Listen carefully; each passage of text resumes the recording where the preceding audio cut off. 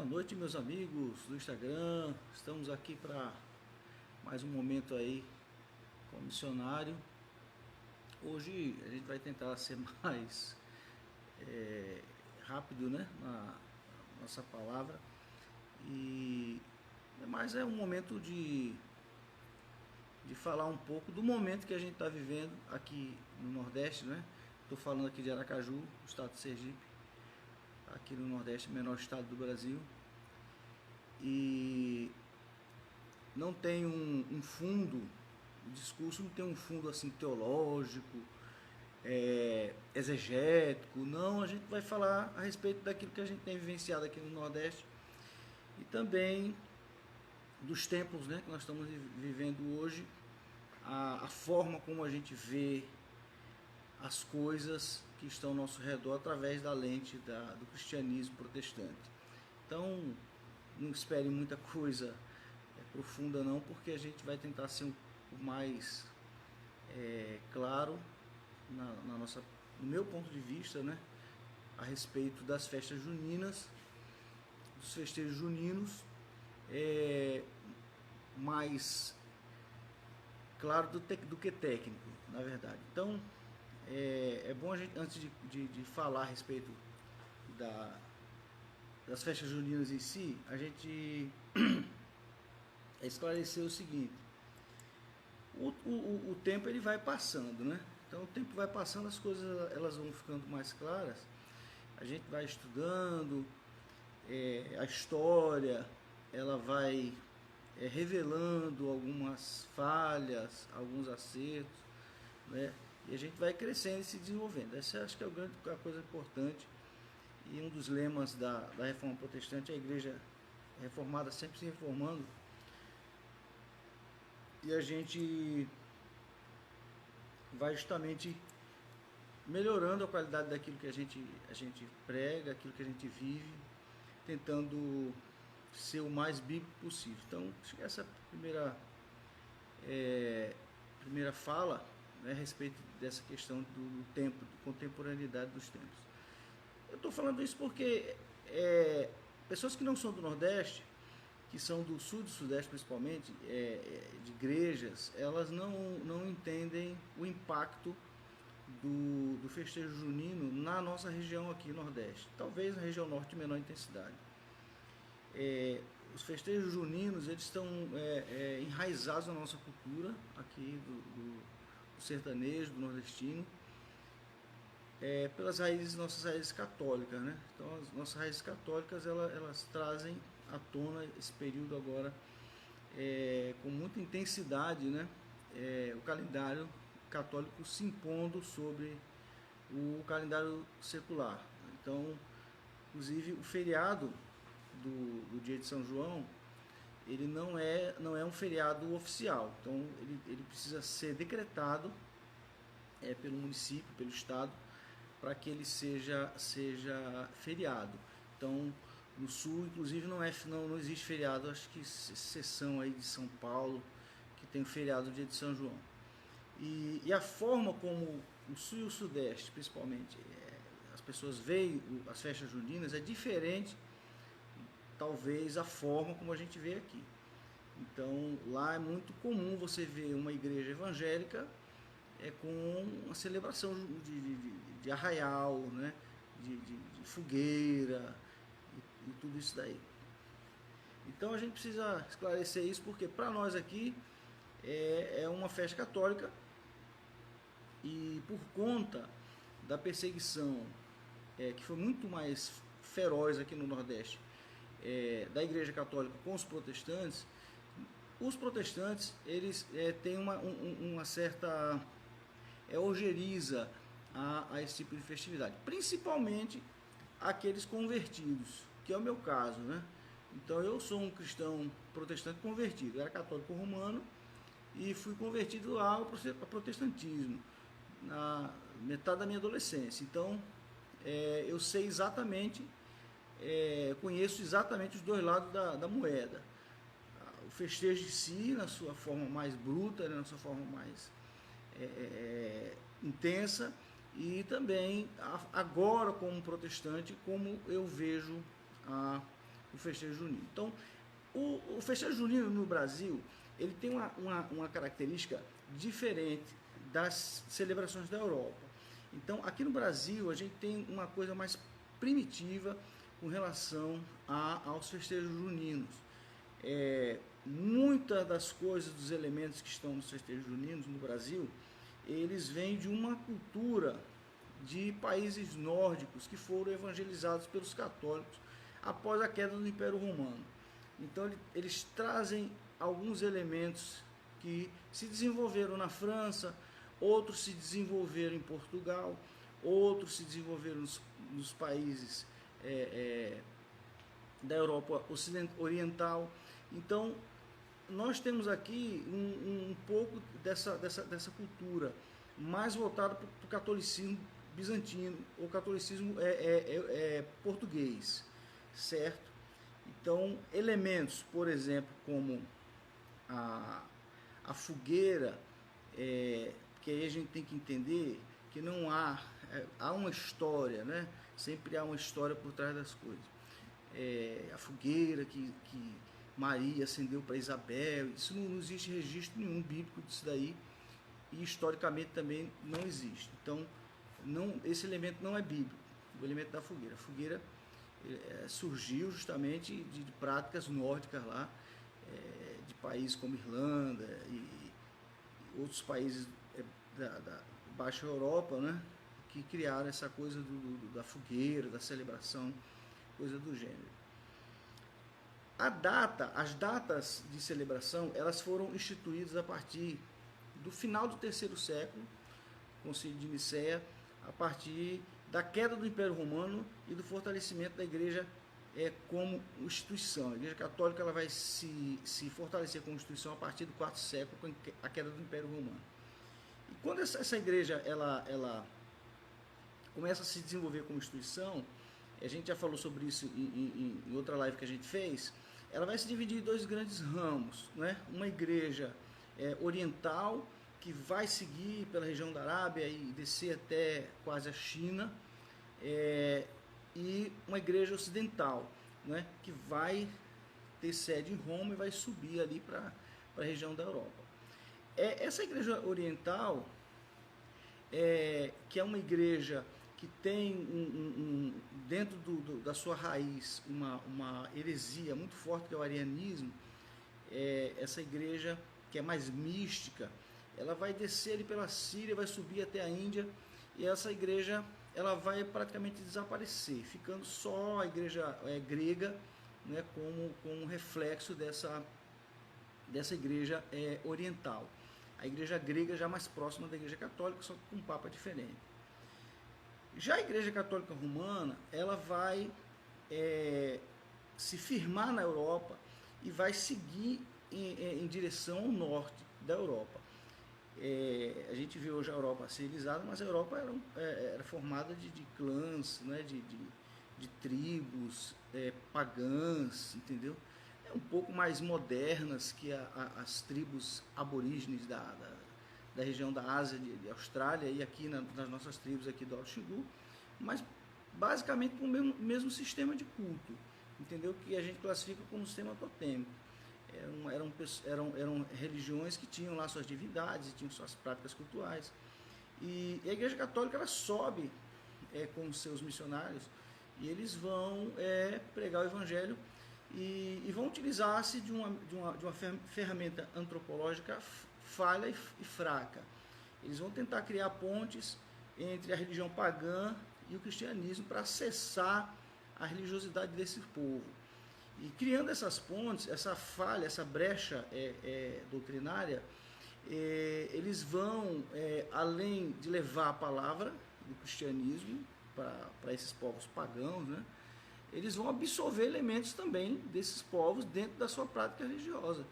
Então, é um risco que a gente corre, né, quando a gente não prega o Evangelho de forma mais direta e pura, não entendendo que não existe uma chave para o cristianismo dentro da religião pagã. Não existe. O cristianismo ele é totalmente diferente daquilo que se encontra lá. Então, a gente tem, por exemplo, coisas bem interessantes, por exemplo, dia de São Patrício, né? O dia de São Nicolau. Aqui no Brasil a gente tem o Dia dos Namorados, né? Que é o dia de Santo Antônio, casamenteiro, né? Então esses missionários romanos, eles criaram lendas e, por exemplo, no caso de Patrício, na Irlanda do Norte, nas Irlandas, né? Existe muito misticismo, bruxaria, que envolve a figura dele na evangelização daqueles povos da Irlanda. E isso foi absolvido pela igreja Católica, muito desse misticismo, dessa bruxaria, desse totemismo, né, que era vibrante nesses povos pagãos. E isso foi introduzido no cerimonial e nas práticas católicas. Então, quando você vê um elemento como fogueira, né, e as pessoas ao redor da fogueira, e se vocês verem a dança, ela tem um vai e vem, é uma coisa bem metódica, né, tanto na quadrilha como na própria dança de salão europeu, é aquela coisa do vai e volta, vai e volta. Então, esse ritmo, isso é comum de danças tribais, né, aquela coisa de rodar ao redor da fogueira, né, de fazer aquela coisa de troca de mão, roda, roda, gira, roda, gira, roda. Então, são práticas tribais ritualistas, né, de invocação, inclusive, de divindade. Então, isso é comum nas religiões africanas, vocês veem, eles giram muito, né, eles giram, rodam, rodam. Então, essas são práticas tribais de invocação. Então, isso foi incorporado na festa junina. Esse vai e vem, essa coisa de ritmo repetitivo. Outra coisa que foi incorporada é a questão das danças de fertilidade, por isso que as danças são muito sensuais, dança agarrado, aquela coisa toda, né? Isso tem a ver muito com os ritos de fertilidade das religiões pagãs também. A questão, né, de se utilizar não o fruto maduro, mas o fruto verde, né? A colheita do milho, né, o pessoal tenta justificar, principalmente algumas igrejas protestantes, porque está na época da colheita do milho. O milho vai se colher daqui a 60 dias, quando ele está seco e pronto para ser colhido. Então, utilizar-se do fruto verde, né, para fabricar alimentos e tal, isso tem característica de oferenda. Então, quando você colhe o fruto antes da hora, antes da colheita, antes de colher, você vai oferecer uma oferenda, você tira, ou uma oferta, né, como os judeus faziam, mas os judeus faziam depois da colheita. Então, o judeu, ele tirava o fruto da terra, né, fazia a colheita e dizimava lá para os sacerdotes.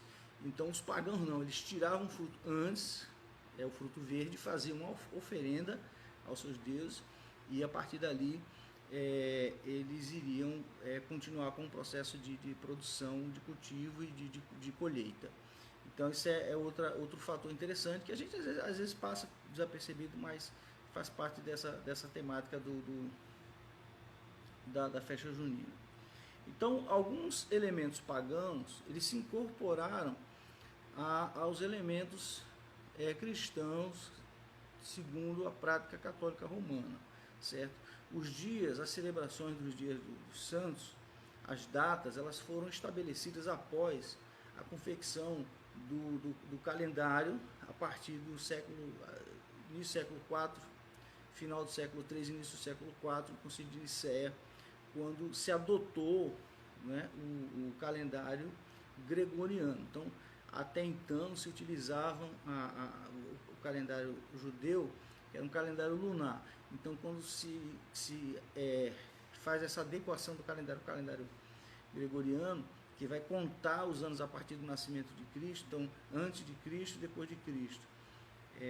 Esse calendário que tem 2023 anos, né? O calendário judeu vai ter quase 6.000 anos, então é diferente do calendário gregoriano. Então, quando se estabelece isso, agora vamos estabelecer datas. Aí se estabeleceram as datas fixas e as datas móveis. Então, as datas fixas, esses aniversários, né, de santo, aquelas celebrações dos santos, que são os santos mais importantes da Igreja Católica, e também as datas móveis, que vão depender de fase da lua, né, que é o Pentecostes, a questão da Semana Santa, né? Então essa Páscoa, né? Elas são datas móveis porque vão depender dessas fases da lua. elas são fixadas, né, no calendário, e essas outras não, são as datas fixas. E o interessante da celebração das festas joaninas na Europa não são as festas juninas, né, como a gente fala aqui, mas as celebrações de João Batista, elas se dão justamente porque eles trouxeram lá da Palestina algumas coisas pertencentes a João Batista, e criaram para ele um santuário, né? Lyon, na França, criaram esse santuário. Eles trouxeram algumas relíquias, e aí essa celebração ela se fortalece com a chegada dessas relíquias na Europa. Isso eu acho que lá para o século VI, mais ou menos, que vai acontecer isso. Então a chegada dessas relíquias,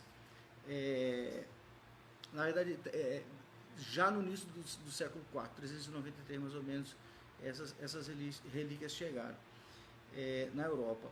E aí, a partir da chegada da relíquia, há um culto em si da própria relíquia. Então, criou-se uma festividade para o São João Batista, né? Que é o João que teve a cabeça cortada. E a partir dali, criou-se toda essa mística, que ela vai se fortalecer principalmente na região de Portugal, na região ibérica, Espanha, Portugal, né, é onde essa festa ela vai ter uma força maior, porque essas relíquias são levadas ali para aquela região. Então ali vai se fortalecer. Então quando os portugueses vêm para o Brasil, eles trazem essa festividade, né? Então antes de ter produção agrícola aqui, antes da gente ter no Nordeste a produção de milho, já existia a festa, a data, não é, do aniversário de João Batista, certo? Então, para os protestantes, para nós protestantes, os santos da igreja, e a palavra santo para a gente é separado,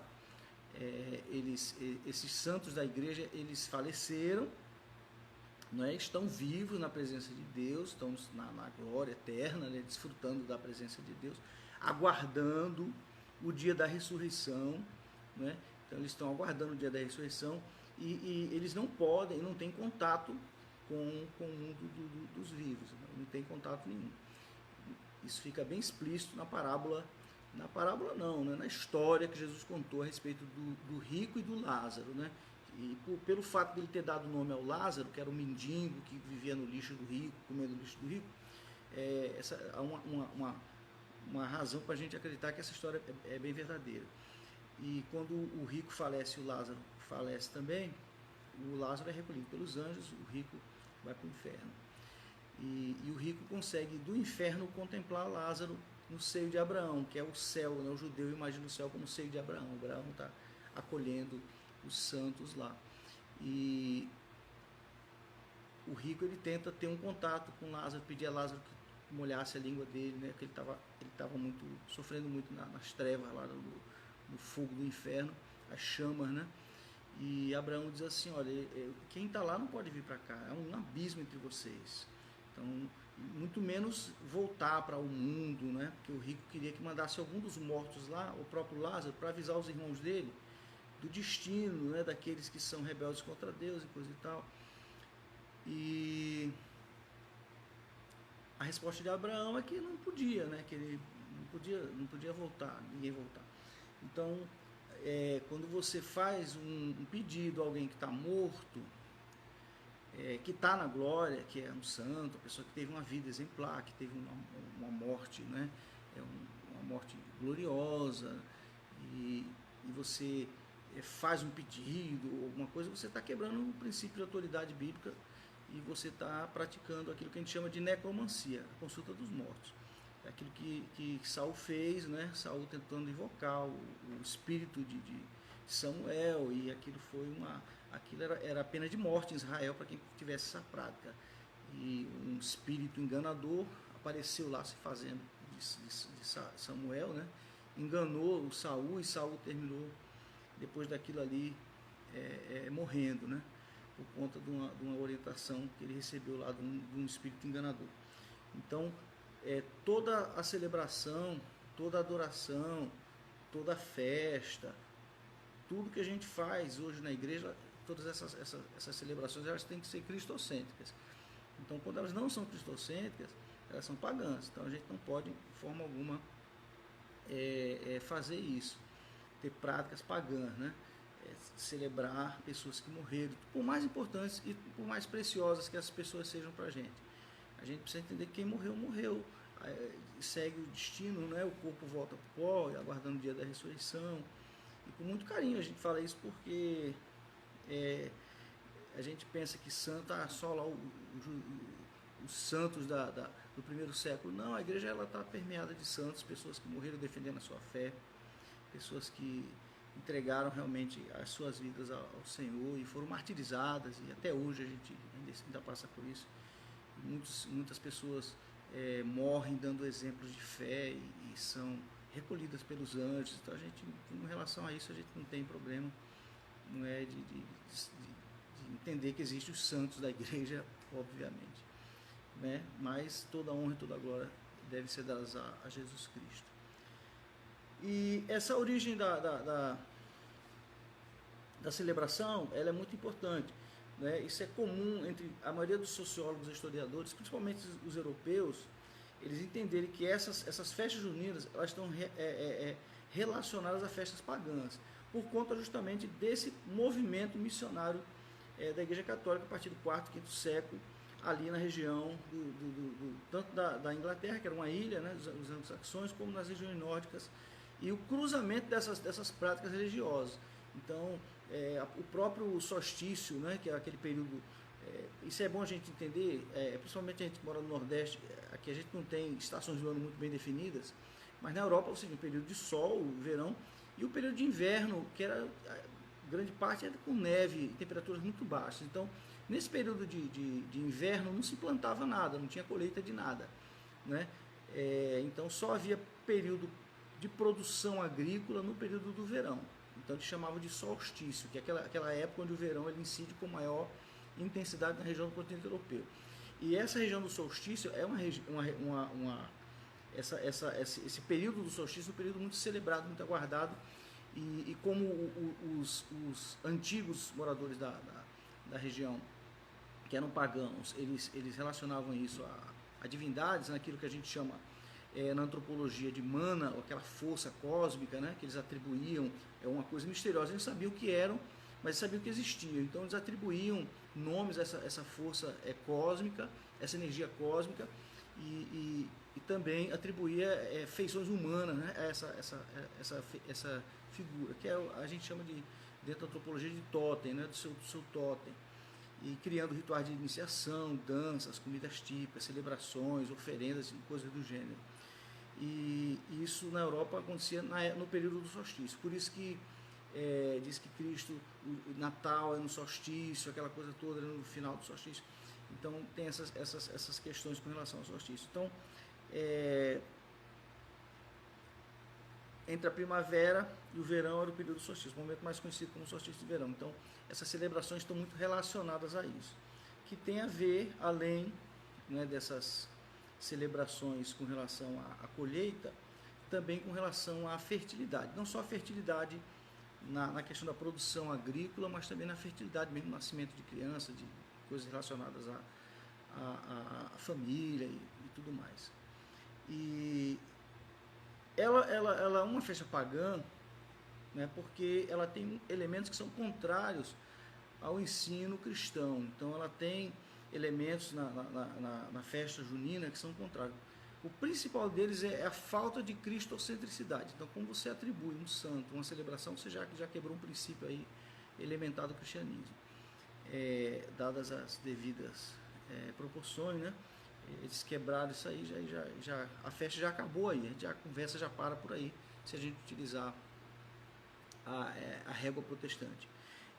Elas tiveram origem em homenagens a deuses relacionados à natureza, que pediam fertilidade, fartura nesse período de solstício, e estavam muito relacionadas à colheita de cereais. Então, não relacionadas à questão doutrinária, espiritual, celeste em si, mas eram coisas muito mundanas. Quando eu digo mundanas, assim, coisas do dia a dia, coisas triviais, coisas que não necessitavam assim de muita mística, muita coisa. Isso é comum de sociedades totêmicas. Diferente do que a gente imagina, uma sociedade totêmica, ela não é aquela sociedade que vive buscando aquelas entidades, aqueles seres cósmicos diariamente, não. Na grande parte do tempo, essas sociedades totêmicas, elas tentam anular essas entidades, elas tentam viver sem a ação dessas entidades, porque elas temem as entidades, elas temem o Thor, elas temem Zeus, elas temem esses deuses. É diferente da relação que o cristão tem com Deus, uma relação pessoal de pai e filho. Na relação totêmica, as pessoas têm medo daquelas entidades e dos efeitos que essas entidades podem causar na sociedade, que geralmente são efeitos ruins, né? Por isso que existe o elemento da magia. O professor Marcelo, ele fala muito, Marcelo Carvalho, ele fala muito a respeito disso, tem um livro falando inclusive a respeito disso, dos elementos de magia dentro das sociedades. Então a magia ela foi desenvolvida para quebrar o tabu, que é aquela regra que a entidade, que o ser espiritual impõe, e para que você não fique engessado por aquela regra, então você vai criar algum tipo de magia, algum tipo de simpatia, algum tipo de situação que você desfaz aquilo ali, né?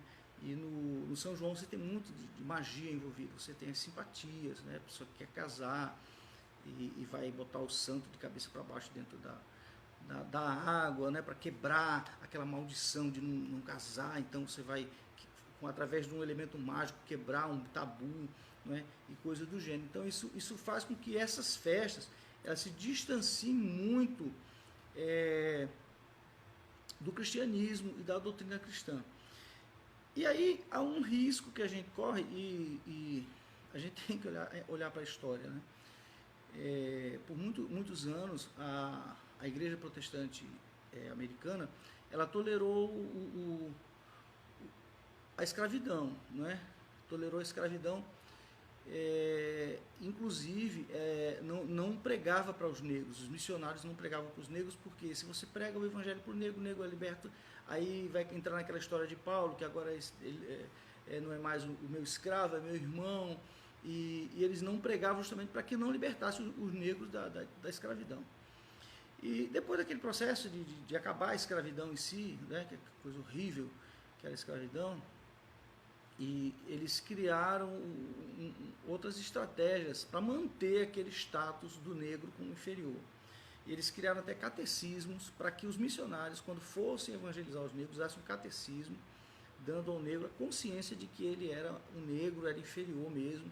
Então, uma coisa horrível, bizarra, uma coisa medonha, que hoje, quando a gente fala sobre isso e a gente vê aquelas coisas lá dos jogadores de futebol na Europa, os caras jogam banana, é uma coisa inadmissível, mas a igreja viveu com isso durante muito tempo, errou, inclusive, né, com essa atitude, e graças a Deus que partiu da igreja protestante o libertar-se disso, né, a partir do século XVIII. Então, mas ela conviveu com isso muito, e hoje, ainda hoje, a igreja protestante americana, ela segrega bastante. Tem uma igreja negra, a igreja batista negra nos Estados Unidos, né? O negro precisa se libertar muito lá, porque o evangelho não promoveu aquilo que deveria promover ainda na sociedade americana. Imagina, sociedade americana, um país desenvolvido. E isso é um paralelo com o que a gente sofre aqui no Brasil com relação às festas pagãs, principalmente as festas juninas, né? Uma igreja no sul do país, ela não vê problema, um pastor do sul, do sudeste, não vê problema nenhum em pegar o estacionamento da igreja e transformar no arraial, entendeu? Colocar lá milho, não vai colocar a barraca do beijo, né? Vai colocar milho, coloca a fogueira. Eles não veem problema nisso porque eles não veem, não é, da forma como eles devem ver a festa junina. Então, a gente, inclusive, eu tive a preocupação de assistir alguns vídeos, né, o pessoal falando a respeito disso, e eu ouvi coisas que eu fiquei estarrecido, de pessoas sérias, pessoas que têm uma boa doutrina e tudo, mas que não tem nada a ver, isso aí é assim mesmo, é o Brasil, um país de cultura e tal. E isso revela um outro lado, um aspecto, né, que é triste da nossa cultura também, que nós somos muito racistas também. A gente fala dos americanos, mas nós somos racistas. A gente tem uma visão com relação a essas festas juninas, por serem de origem europeias, uma visão assim muito de muito carinho, né, de muita tradição, rapaz, isso aí é coisa do Nordeste, é uma tradição nordestina. Então. Mas se você vai, por exemplo, para Salvador, lá as festas afro, elas são tão fortes, as celebrações africanas, os cultos africanos, quanto as festas juninas. Então você tem o dia da Iemanjá, o dia de não sei quem, são coisas assim, muito lavagem de igrejas e tudo, coisa que movimenta toda a cidade, se não quase todo o estado da Bahia. Mas quando o evangélico vê, não, isso aí é coisa de africano, é coisa do demônio, coisa do diabo, né? Mas quando o europeu apresenta o ritual e tudo, ele diz, não, mas esse pessoal lá branco e tal, é diferente. Não é igual, mas o racismo institucional, ele cria isso na gente. A gente sataniza a religião africana e harmoniza um pouco a religião europeia. A gente tem esse racismo institucional ainda na igreja brasileira. E isso é muito visível, principalmente no sul do país, quando você vai procurar pastores negros, né, é dificuldade grande de você ver um pastor negro numa grande igreja. Então existe ainda esse tipo de racismo, até padres, sacerdotes católicos negros. Hoje a gente vê um pouco mais, mas antes era muito difícil. Então a religião cristã ainda sofre muito nesse período que a gente está vivendo com isso. E quando a gente fala de festa junina, então o pessoal, não, peraí, vamos ver, porque tem a tolerância, tem isso, aquilo, outro, e a gente esquece do princípio, né? E uma das coisas que Deus falou para o povo, pediu a Moisés falar, olha, fala com o povo, mandou uma mensagem, olha, não se misturem nas suas práticas religiosas com os povos da terra onde vocês vão ser inseridos. Não sigam seus costumes, não façam suas práticas, não sigam seus costumes. E a pessoa pode dizer assim, Marcelo, aquele é um período de estabilização da nação, então havia realmente um risco muito grande. Aí você faz a pergunta, será que por causa disso, do misticismo, né, do paganismo, Deus poderia se voltar contra o seu próprio povo, destruindo o seu próprio povo, matando o seu próprio povo? Será que isso é tão sério assim que Deus poderia pegar uma nação e destruir o povo dele e levar cativo por 70 anos? Será que Deus faria isso? Né? Será que é sério realmente essa questão da gente não se contaminar com práticas pagãs? Será que isso é realmente necessário mesmo? Né? Então a gente olha para a história e a gente tem que ter muita cautela. Talvez, né, a igreja brasileira ela não se desenvolva tanto porque ela tem justamente esse pezinho aí no paganismo e talvez até na bruxaria, né? Então a gente precisa ter muito cuidado com isso daí. Então a festa junina, ela é uma festa pagã porque ela é contrária aos ensinamentos bíblicos, certo?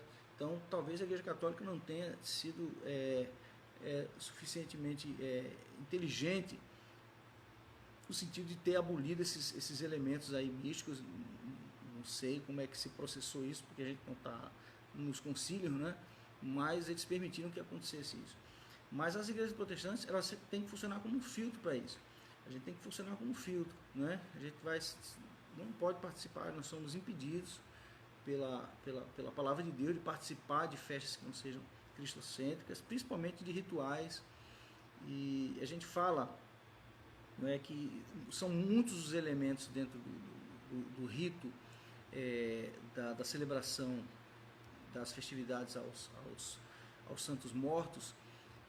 A comida faz parte do ritual, que são as oferendas, a fogueira, que é aquela imagem totêmica, né, de atração e de invocação também, e também está relacionado ao sacrifício também, a fogueira.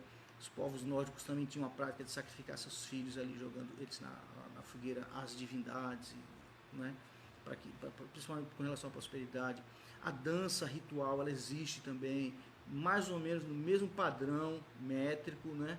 Naquele mesmo padrão de vai e volta, de 1 e 2, bufo, bufo, tu, pá, pá, pá, pá, aquele padrão de 1 e 2, mesmo padrão ritualístico, ela está presente ali. O próprio arraial, ele funciona como um templo, né? Aquela estrutura colorida, bem identificável, isso é interessante, é importante, você já identifica de longe, você já sabe que aquilo ali é um lugar de culto, você já sabe que ali é um lugar de ritual, por isso que tem que ter muito cuidado. Eu acho muito engraçado, né? Ninguém vai pegar um cenário de ritual africano e vai transportar para dentro da sua casa. Você só não faz isso porque lá é África, é preto. Mas você pega um cenário de ritual europeu e coloca dentro da sua casa. Então, a gente precisa também ter esse filtro, né? Eu usei o exemplo dos americanos aqui, da igreja americana, como a igreja americana durante muito tempo conviveu com a escravidão. Então a gente também aqui no Brasil convive muito com essas coisas místicas aí, com o paganismo, e a gente precisa filtrar isso daí, filtrar. Não tem precedente na Bíblia para isso, e a gente precisa correr disso daí. Então, os alimentos, as coisas todas relacionadas aos rituais, e a orientação, quando a igreja começa a entrar no Império Romano e se expandir, a orientação apostólica, nós somos a igreja apostólica, né? Quando a gente declara o credo, nós somos apostólicos. Então, em Atos 15, versículo 29, também 1 Coríntios 10, 21, uma das orientações para os não-judeus, principalmente, aqueles que não eram judeus, que vos abstenhar das coisas sacrificadas aos ídolos, não podeis participar da mesa do Senhor e da mesa de demônio. Isso é importante para a gente, porque vai identificar, é um fator de identificação de quem nós somos. Então, quando vai ter uma festa na repartição, né? Então, agora vamos ver quem é crente e quem não é. Então, o próprio ímpio, o próprio pagão, ele fica esperando a posição do crente para saber se ele vai realmente revelar-se, né, como cristão. Eu acho engraçado isso, que a gente às vezes até cai na armadilha, não, é minha tia, né, minha prima, minha mãe, eu não posso, né? E você pega lá o pedaço, como é isso aí, viu? A gente fez essa mesa bonita aí para vocês comerem mesmo, viu? E aí fica só olhando, e aí você vai e pega um bolinho de milho, bota na boca, mas você não é crente? Sou crente. Eles já fazem de propósito, não é? E mais do que isso, há todo um mundo de testemunhas espirituais que estão vendo isso. Está lá em Hebreus capítulo 11. Há uma nuvem de testemunhas observando esse nosso comportamento. E os olhos de Deus, obviamente, estão em todo lugar. E a gente precisa entender isso, né? Que existem todos os elementos de um ritual totêmico numa celebração de festa junina. Todos os elementos. Você tem o totem, né, que é aquela figura mística que vai mover aquilo que é sobrenatural, que é o santo, que vai ser um facilitador da espiritualidade. Você faz a oferenda para o santo, você faz a simpatia para o santo, ou você instiga o santo, como no caso do Antônio, que você coloca ele com a cabeça dentro da água, você vai promover lá uma tortura, sei lá o quê, para que ele faça uma coisa no mundo espiritual, para que a sua vida aqui no mundo físico, ela de uma certa forma melhore. Então você vai oferecer as oferendas lá a essas entidades totêmicas para que elas liberem a fertilidade, para que elas liberem a produção agrícola, para que as coisas melhorem, né? Então esse é o elemento do totem. Os ritos de iniciação, né? Você vê que desde as criancinhas na escola já começam a dançar o casalzinho. Alguns protestantes de linhagem reformada, de linhagem puritana, eles entendem que algumas intimidades no relacionamento, elas só são lícitas no casamento, né? Então, esse negócio de estar dançando, se esfregando, essas coisas, criança não pode fazer isso. Segundo, inclusive, o Código do Estatuto da Criança e Adolescente, a erotização infantil é crime. Então, você já vê na escolinha as criancinhas dançando agarradinha. Então, isso já quebra um princípio, né, de comportamento, principalmente para esses cristãos protestantes, principalmente de linhagem puritana. Então já começa o chamado rito de iniciação, já começa ali na escola. Eu passei por isso, né, e é extremamente constrangedor. Isso aí, eu como criança, eu não era do Nordeste, eu vim do Rio de Janeiro. Lá a gente tinha lá também arraial, essas coisas, mas não como aqui. As músicas, elas tinham um conteúdo, uma conotação sexual muito forte, eram músicas de duplo sentido, entendeu? Que se tocava na escolinha pra gente como criança. Eram músicas pornográficas. Se colocar hoje a música que se tocava no meu tempo, não passa na censura da rádio. A música de Sandro Becker, música do próprio Genival Lacerda, inclusive até o Rei do Baião, né, o Luiz Gonzaga, tinha música de duplo sentido. Aquelas as cantoras, né, eram músicas horríveis, eram letras realmente muito depravadas, e isso se transportava para aquele ambiente do arraial. E você tem a bebida ritualística, que era o quentão, depois é quentão, é cachaça, é tudo, né? E hoje é o capeta, né? Você chega numa quermesse, eu até me assusto com essas coisas. Você vai para uma quermesse e tem uma barraca do capeta, né? Para quem não sabe, o capeta é uma bebida alcoólica que eles fazem lá, um coquetel, e o nome é exatamente esse, capeta. Você vai numa quermesse que você tem lá uma barraca de capeta. E aí você vai tomar essa bebida como os índios tomam, né? O caxiri, que é uma bebida fermentada de milho, para que você se entorpeça, para que você participe da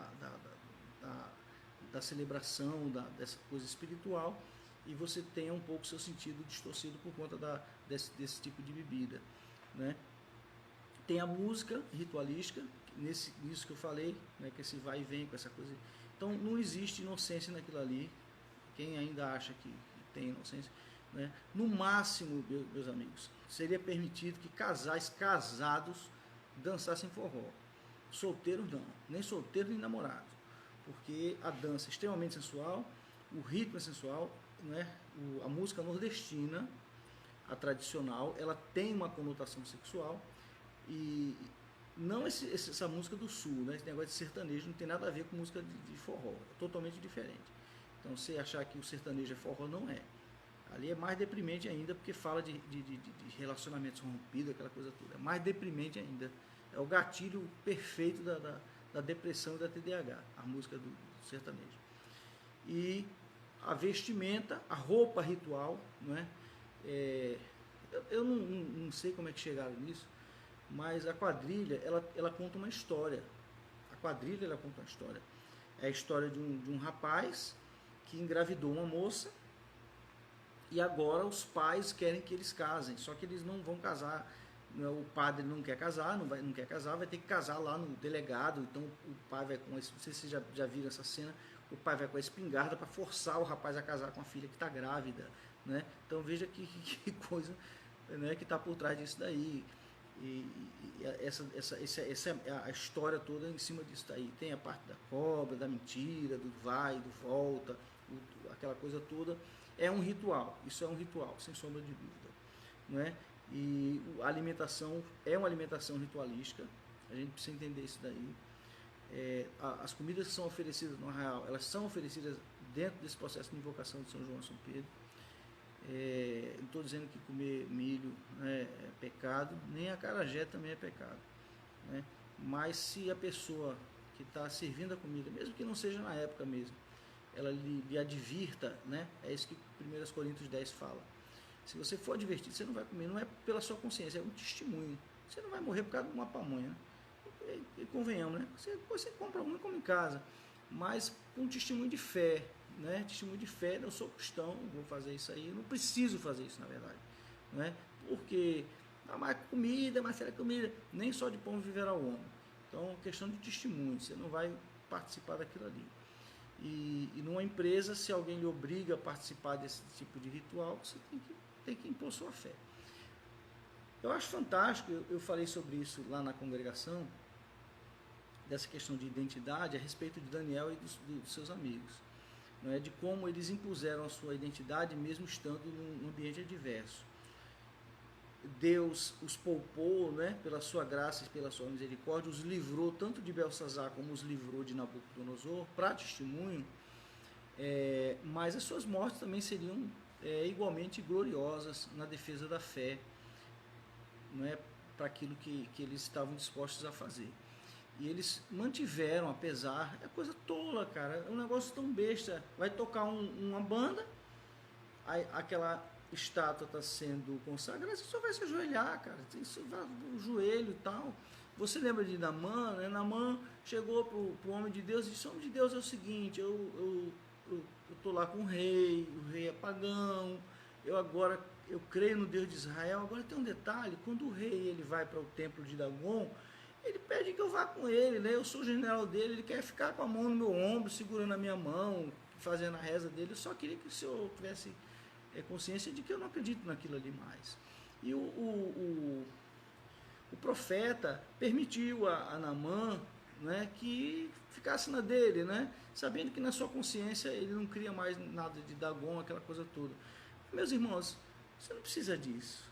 Você é obrigado, vai ficar segurando na mão do... Não precisa disso aí. Você vai entrar num lugar de ritual, um lugar vai expor, né, tudo aquilo ali, para quê? Não tem necessidade nenhuma. Mas hoje ninguém quer ser inimigo de ninguém, né? Inimigo de Deus talvez, né? Porque uma vez que nós somos amigos do mundo, nós nos tornamos inimigos de Deus. Mas é uma questão muito para reflexão. A gente se vê em muitas situações confrontados através dessas coisas, confrontando a nossa fé através dessas coisas. Por isso que eu digo o seguinte: o Evangelho, ele mais do que uma filosofia, o Evangelho, muito mais do que uma religião, são relacionamentos, né? O relacionamento mor, que é aquela restauração da nossa relação com Deus, e aquilo que Jesus permitiu que nós chamássemos Deus de Pai. Isso é fantástico, isso não encontra precedente em nenhuma religião. Um Deus pessoal que interage com a criatura, né? E de uma forma tão bela, dando inclusive leis tão boas e tão santas, tão puras, tão agradáveis para a gente, essas leis de convivência. Então a gente tem essa oportunidade de viver isso. E mais do que isso, as amizades que a gente constrói nessa família da fé. Então essas amizades, elas é que fortalecem o nosso testemunho, que nos ajudam quando a gente pensa em fraquejar, quando a gente está assim: rapaz, eu vou ligar para o meu colega, rapaz, me chamaram para isso aqui, o que você acha? Rapaz, agradeça, né? Não precisa ser agressivo, não precisa, eu sou crente, não como isso, eu sou crente. Seja educado, seja discreto, seja crente, né? Você não precisa estar sendo ignorante com nada, você não pode fechar essas portas de amizade. Então seja muito discreto: ó tia, ó vovó, não posso fazer isso pela minha religião, pelo meu compromisso com Cristo, isso é uma coisa da religião de vocês, eu me abstenho disso, amo você de todo o coração, mas eu não vou participar disso porque eu não acredito nisso. Então essa amizade, esses amigos, irmãos que a gente tem, que nos puxam para perto de Deus, é que nos fortalece em tempos como esse. Quem tem filho pequeno, minha filha foi dificuldade grande, a criança chora, todo mundo está participando, entendeu? E graças a Deus que a mesma coisa que aconteceu comigo, eu não queria participar, eu fui forçado a participar das festividades. Tinha inclusive nota, sabe? Era uma coisa, era muito ruim aquilo ali, eu me sentia muito mal, não gostava, estava com uma mocinha dançando, eu ficava tão sem graça com minha colega de classe, com aquela intimidade inapropriada, era uma intimidade inapropriada, sabe? Alguns ficavam fazendo daquilo brincadeira, as crianças eram humilhadas com isso. E graças a Deus que minha filha se sentiu assim também. Quando eu tirei ela desse processo, ela agradeceu, ela entendeu, né? Ela queria estar na festa lá, comendo as coisinhas lá, mas ela já entendeu que não podia estar ali, porque ia ter que participar também lá da dança. Ela não queria aquilo. Graças a Deus que eu consegui. Eu não tenho foto de minha filha vestida de negócio de São João, de roupa de caipira, não tenho, graças a Deus eu não tenho essa lembrança na minha vida, e graças a Deus mesmo, não foi por minha causa não, porque eu, se fosse por mim, eu teria sucumbido. Então eu dou graças a Deus, porque foi Deus que não permitiu. Por isso que eu não posso também ser hipócrita e dizer: você não pode, a filha, eu sei que Deus tem um chamado para cada um, né? E eu, pela graça de Deus, e eu sou muito sincero com relação a isso, é graça de Deus, né? A gente se humilhar mesmo em oração diante do Senhor, a gente declarar dependência de Deus em todas as áreas, todas as coisas.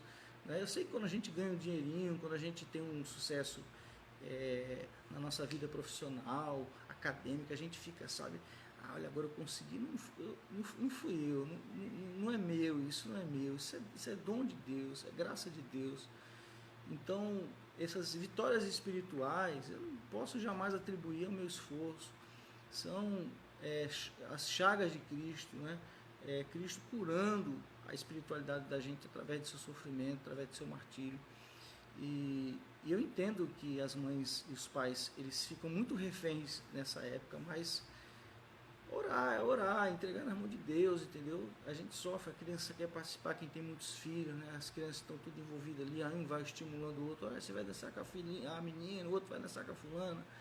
É um período de muita vulnerabilidade, entendeu? Nesse período de festas juninas. Mais ou menos, se os irmãos terem uma ideia de como a festa ela é promíscua, a quantidade de crianças que nascem, hoje nem tanto por conta dos meios contraceptivos, mas há 20 anos atrás, 30 anos atrás, você contava como no carnaval, 9 meses depois de São João. 9 meses depois começaram a nascer os meninos, as meninas.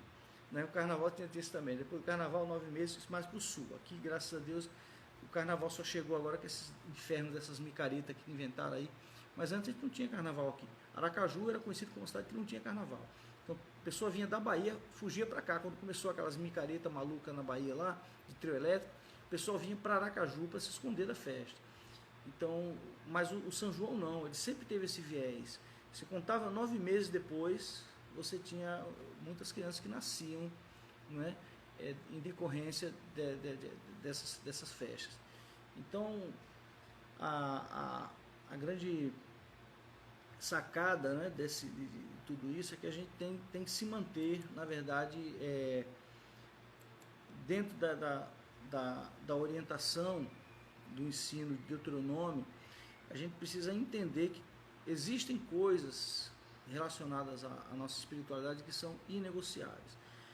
Deuteronômio 18, Deuteronômio 18, versículo 9. Eu sou muito fã de um pastor chamado Paulo Brasil.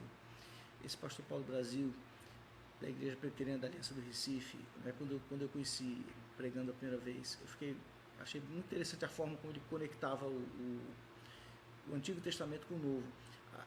No Instituto Bíblico era uma das coisas que a gente tinha pavor, era de hermenêutica e exegese, porque é o estudo dos textos, o contexto, a contemporaneização daquela doutrina. E isso era uma coisa chata, porque demandava muita leitura, né? Hoje não, você tem um monte de chave bíblica, mas naquela época a gente tinha pouco material, então a gente tinha que fazer um garimpo, né? A gente tinha que garimpar, tinha que usar a memória, aquilo que a gente já leu na Escritura, para voltar, para pegar um texto que fosse mais simples, para explicar um texto mais complexo. E a forma como o pastor Paulo Brasil ele faz essa ponte, eu acho isso muito fantástico. Então, em Deuteronômio 18:9 diz assim: quando entrares na terra que o Senhor teu Deus te dá, não aprenderás a fazer conforme as abominações daqueles povos. Então, Deus está dizendo que aquela prática religiosa, para ele, com relação à santidade dele, era abominável. Então, essa expressão abominação, que é uma expressão que a gente não usa muito por conta desse politicamente correto, essa palavra abominação, ela tem que ter um espaço reservado no nosso vocabulário, ela tem que ter um espaço reservado naquilo que a gente chama de visão de mundo, de cosmovisão. Então, tem coisas e práticas que a sociedade faz que são abomináveis, e essas práticas abomináveis nós não podemos fazer, nem ter o desejo de fazê-las. Então, são questões que, com relação a Deus, são abomináveis. Então, a gente precisa ter muito cuidado, principalmente com relação a isso. As festas juninas, né, encerrando, tem um texto bacana que diz que elas são um plágio do paganismo, né? As bases das festas juninas estão fincadas em práticas e festividades pagãs. Eram festas de colheita, de solstício, não é? Então, as festas juninas, elas fizeram um caminho contrário com esses missionários católicos. Elas agregaram as práticas pagãs à liturgia cristã, né? Elas fizeram, em vez de elas acabarem com aquela prática pagã, introduzirem a verdadeira fé, elas se apropriaram dos elementos pagãos para expressar a sua fé, né? Então isso é abominação, né? Com a preocupação somente de travestir, né? de colocar uma roupagem nova nessas festas e dar a elas uma conotação de festas cristãs. No entanto, quando Deus introduziu o povo na terra, né? Quando você é introduzido na família de Deus, Ele vai agora falar ao seu coração, dizendo: você agora vai parar com essas práticas, né? Você vai agora viver uma nova realidade. Por isso que você vai ser adotado. Você tinha um pai que era o diabo, você vai ser adotado agora na família da fé.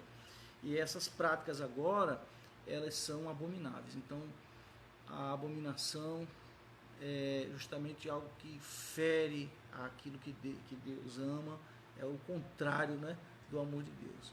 E a prática daquilo que é abominável traz também sobre os praticantes a ira de Deus. A ira de Deus. Então, nós estamos proibidos dessas práticas. E como foi a escravidão nos Estados Unidos no século XVII, século XVIII, também no século XIX, que era abominável essa prática, também, não é, participar dessas ações, dessas festividades também é uma prática para nós cristãos abominável. Por quê?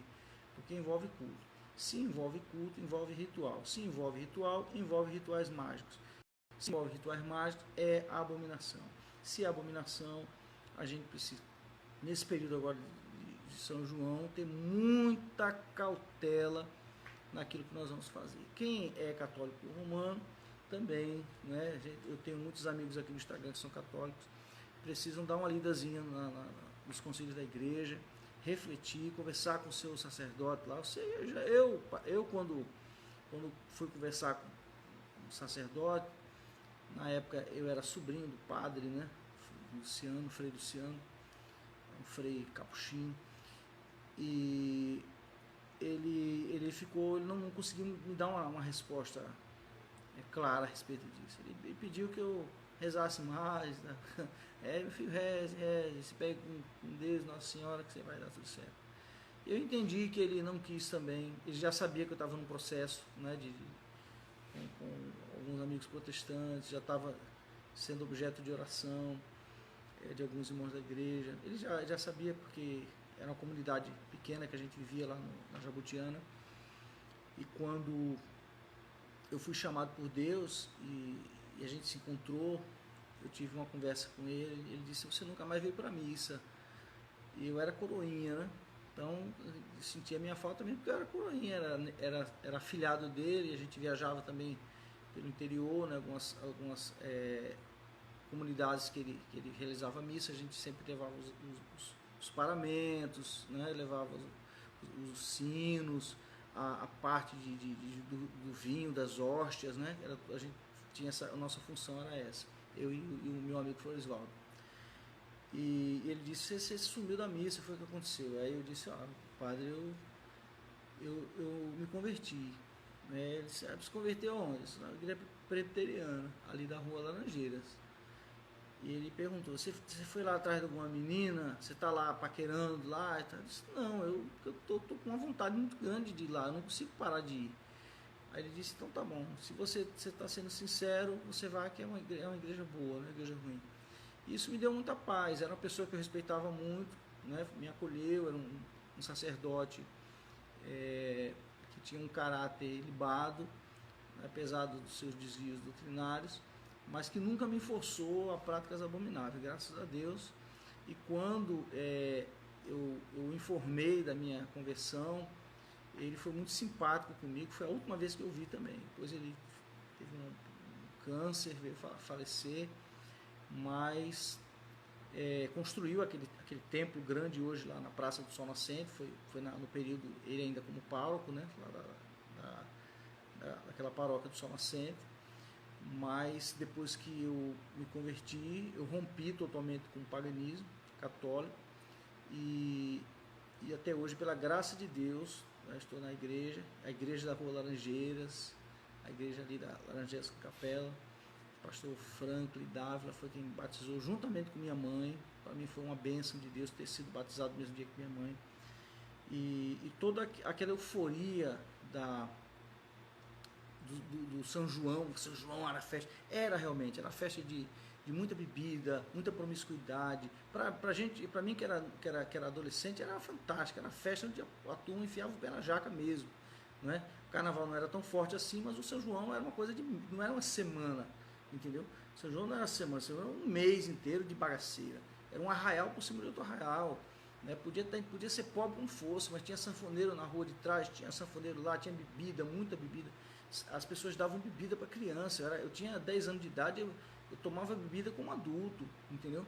E embriagados, a gente, mulheres já maduras, elas vinham, dançavam com a gente, as coisas aconteciam, era uma coisa realmente fora do padrão, era uma abominação. A palavra, não tem outra palavra, é abominação. A palavra é essa, é abominação.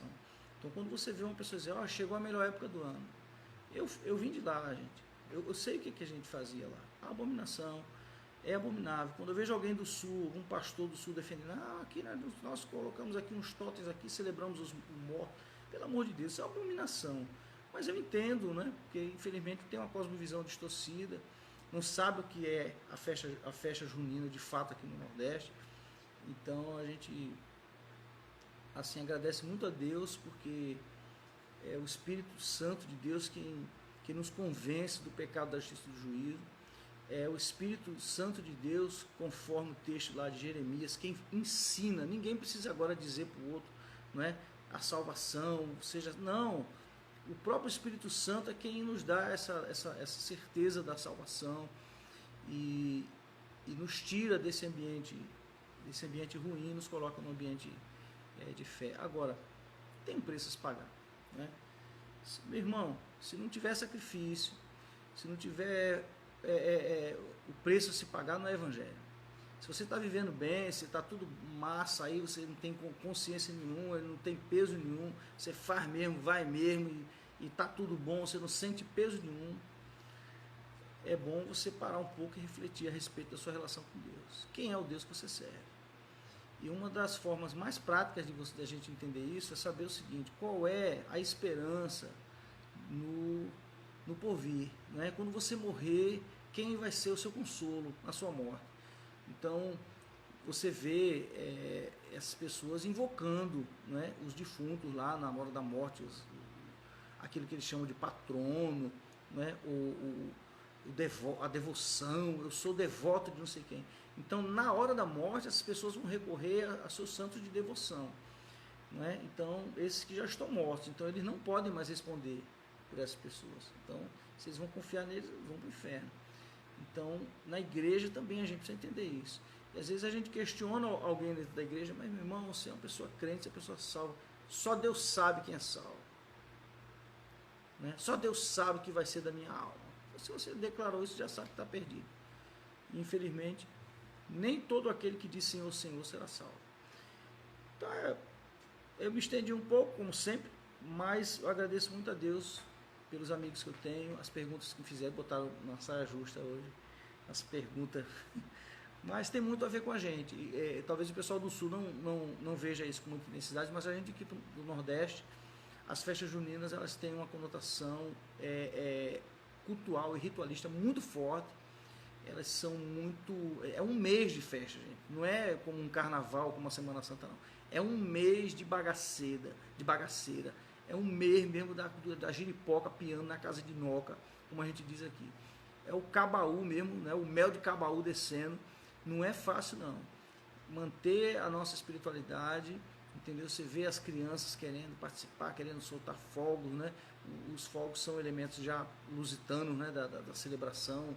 Soltar fogos, como fazem nas celebrações também africanas, soltar fogos quando a entidade incorpora, né? Então esses fogos, eles também têm essa coisa de atrair a atenção das entidades para a celebração. Então a gente sofre com isso como pai, né? Porque as crianças querem também, por que eu não posso? E aí você vai dizer, porque você é crente. Mas não é nunca crente aqui em casa, agora quer ser crente. Então cuidado também, né? Com o tipo de conduta que você tem, porque na hora que você for invocar a sua espiritualidade, você não pode não ser reconhecido como essa pessoa que você diz que é. Por isso que é importante aos cristãos protestantes viverem aos pés da cruz diariamente. Olha, gente, foi um prazer grande, viu? Deus abençoe. Beijo grande.